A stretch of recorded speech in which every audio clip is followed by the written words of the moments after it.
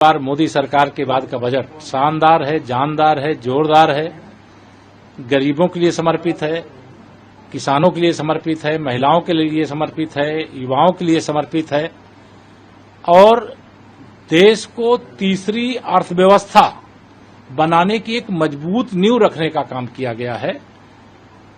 शानदार बजट के लिए मैं माननीय प्रधानमंत्री जी को तो बधाई देता हूं और निर्मला सीतारमण जी का अभिनंदन करता हूं। विपक्ष केवल जब कोई मुद्दा नहीं होता है तो बजट की आलोचना करने का केवल फैशन निभा रहा है, ताकि विपक्ष के पास कोई बजट में कमी निकालने लायक कुछ भी नहीं है, क्योंकि जिस प्रकार का बजट आया है उम्मीद से अच्छा बजट आया। सर, निर्मला सीतारमण जी ने यह भी कहा कि जो एजुकेशन लोन, जो हायर एजुकेशन, उसमें भी बच्चों को काफी आसानी दी जाएगी। साथ में 1 करोड़ इंटर्नशिप और 4 करोड़ जो रोजगार की अपॉर्चुनिटीज है, उससे जितना भी यूथ है वो उसको एक बार में अपॉर्चुनिटी इस बार मिलने वाली है। नहीं, देखिए, युवा भारत का भविष्य है और विकसित भारत की अगर नींव पड़ी है तो देश के युवाओं के लिए बड़े कदम उठाना चाहिए था, जो बजट में उठाया गया। और जिस प्रकार से इंटर्नशिप को लेकर के, जिस प्रकार से 4 करोड़ से अधिक रोजगार को लेकर के, जिस प्रकार से पावर सेक्टर को लेकर के, जिस प्रकार से इंफ्रा सेक्टर को लेकर के, जिस प्रकार से निवेश को आकर्षित करने को लेकर के, जिस प्रकार से कैंसर जैसी बीमारियों से बचाव के लिए जो राहत प्रदान करने का काम किया गया है, यह सब अभूतपूर्व है, ऐतिहासिक है। जितनी प्रशंसा किया जाए वो कम है। मायावती ने ट्वीट करके उन्होंने कहा कि धन्ना सेठों का जो बजट है उनके लिए है, ये कोई गरीब या जो आम जनमानस है उसको कहीं फायदा नहीं होगा। दूसरी ओर अखिलेश यादव ने जो आंध्र प्रदेश या बिहार को जो बजट में जगह मिली है उस पर कहा कि वहां चुनाव आ रहा है, इसलिए उनको विशेष ध्यान दिया गया। देखिए, श्री अखिलेश यादव जी को दृष्टि दोष है। चुनाव आंध्र प्रदेश में भी आ रहा है क्या?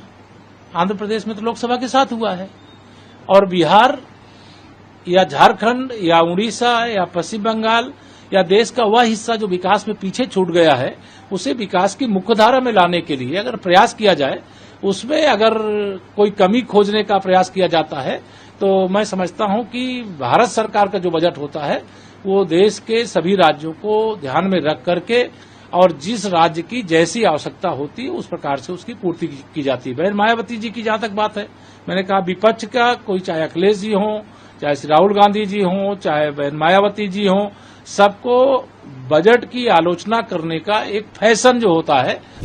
बहुत शानदार रहा। इसमें इनकम टैक्स पेयर से लेके गरीब, किसान, युवाओं के लिए, बेटियों के लिए, महिलाओं के लिए, इंपोर्ट डायमंड मार्केट के लिए, एक्सपोर्ट इंपोर्ट के लिए, हर पॉइंट पे, हर सेक्टर पे, upper middle class, poor middle class और गरीब, रूरल एरिया के लिए बहुत, किसान वर्ग के लिए बहुत कुछ, एग्रीकल्चर के लिए बहुत बड़ा खजाना एक बजट खोल दिया। बिहार बम हो गया, जो बाढ़ ग्रस्त इलाका है, तो अब हमारा गोरखपुर भी बाढ़ से बचेगा। ये एक ऐतिहासिक, बिहार के लिए, नालंदा यूनिवर्सिटी के लिए, राजगीर के लिए ऐतिहासिक बजट हमने नहीं उम्मीद की थी। इतना शानदार बजट है। पूरा आप देखिएगा कैसे शेयर मार्केट सब कुछ अब कितना शॉर्ट अप करेगा। बहुत अच्छा। देखिए, ये बजट पूरे देश के लिए एक संतुलित बजट है, जिसमें 4 स्तंभ हैं: महिला, युवा, किसान। ये हमारे जो 4 स्तंभ है, मजदूर। लेकिन बिहार में, जिस कहते हैं बिहार में बहार है, एनडीए का सरकार है। बिहार को सुपर पैकेज के रूप में दिया गया। मैं विकसित भारत का आधार पर जो बजट प्रस्तुत किया गया, मेरी अपनी ओर से बजट की बहुत बहुत बधाई। मैं माननीय वित्त मंत्री श्रीमती निर्मला सीतारमण जी को भी बधाई देना चाहूंगा, जिनके माध्यम से भारत की चमक और महंगाई दर पर कंट्रोल करने की जो भावना है वो परिलक्षित होती है। खास करके सरकार की 9 सूत्रीय योजना जो प्रस्तुत की गई, जिसमें कृषि उत्पादकता, रोजगार और कौशल प्रशिक्षण, आर्थिक विकास, समावेशी मानव संसाधन विकास और सामाजिक न्याय पर उनने पूरा बजट केंद्रित किया है।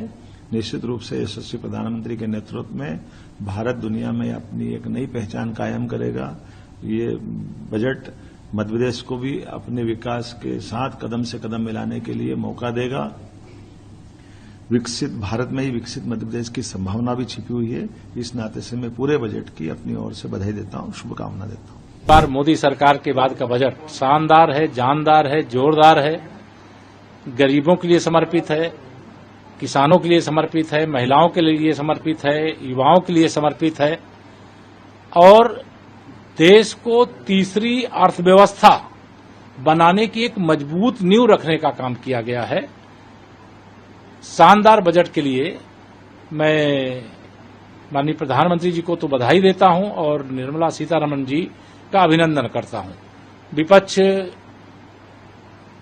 केवल जब कोई मुद्दा नहीं होता है तो बजट की आलोचना करने का केवल फैशन निभा रहा है, ताकि विपक्ष के पास कोई बजट में कमी निकालने लायक कुछ भी नहीं है, क्योंकि जिस प्रकार का बजट आया है उम्मीद से अच्छा बजट आया।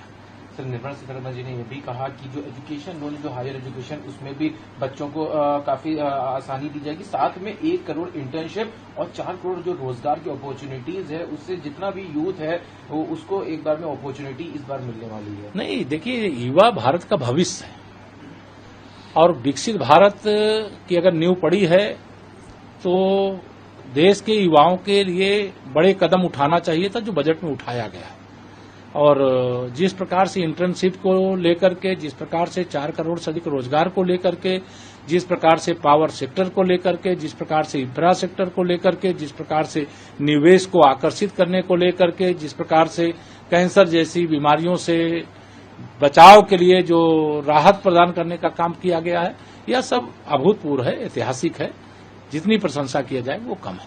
मायावती ने ट्वीट करके उन्होंने कहा कि धन्ना सेठों का जो बजट है उनके लिए है, ये कोई गरीब या जो आम जनमानस है उसको कहीं फायदा नहीं होगा।